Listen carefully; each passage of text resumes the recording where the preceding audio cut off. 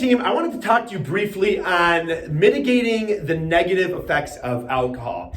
So just diving right into this topic, there are no positives to drinking alcohol from a physiological standpoint. So if you read an article and it says, hey, wine drinkers are healthy because of the polypropanols in wine or whatnot, if you are a non-drinker, the healthiest thing that you can do is remain a non-alcoholic drinker. So don't introduce ethanol into your body for any purported benefits. Now, if you are a drinker and you do drink on occasion, then here are some things that you can do to mitigate the negative ramifications of that drinking. One would be to not drink on an empty stomach, but to make sure that you are fueling your microbiome before and after your alcohol consumption. A lot of the negative ramifications from alcohol don't come necessarily from the alcohol itself. It comes from the damage that the alcohol does to your microbiome. So your pre and probiotic foods are great to eat before you engage in any alcoholic activities or after. So if you could sandwich your alcohol drinking pre and post with pre and probiotic foods, you're gonna find a lot better energy the next day. Your microbiome will be set and you'll be good to go. Number two would be hydration, keeping your hydration up throughout the night. Typically, every 2 ounces of alcohol should carry 6 ounces of water along with it. That's also a great way to slow your drinking down, which leads me to step 3.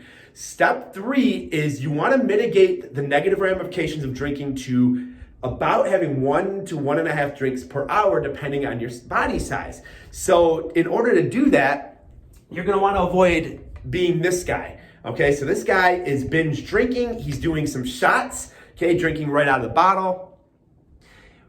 You know, when you think about doing shots, you're literally doing a massive amount of alcohol or a drink, equivalent to a drink, all at once, and then you typically will get that with a beer or another drink. So if we're trying to keep our drinking to 1 to 2 drinks or 1 to 1.5 drinks per hour, it's very difficult to do that when drinking shots.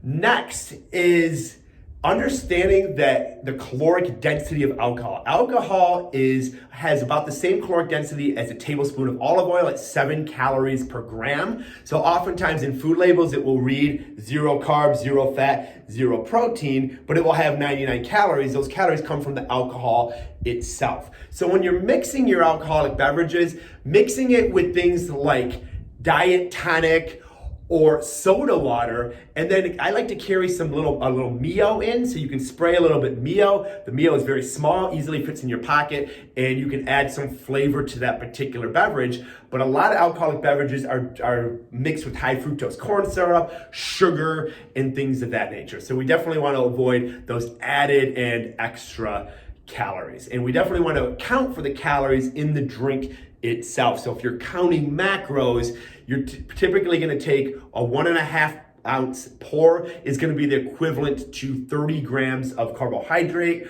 or roughly 14 to 15 grams of dietary fat. So you want to make sure that you log that in your nutritional tracking app if you're keeping track of those things, and that way you account for those calories. And then finally, always be responsible. Even if you're the designated driver and you're only going to have 1 or 2 and you're going to spread it over 5 hours, do the Uber and Lyft. People say, I can't afford Uber and Lyft. You can't afford not to do Uber and Lyft.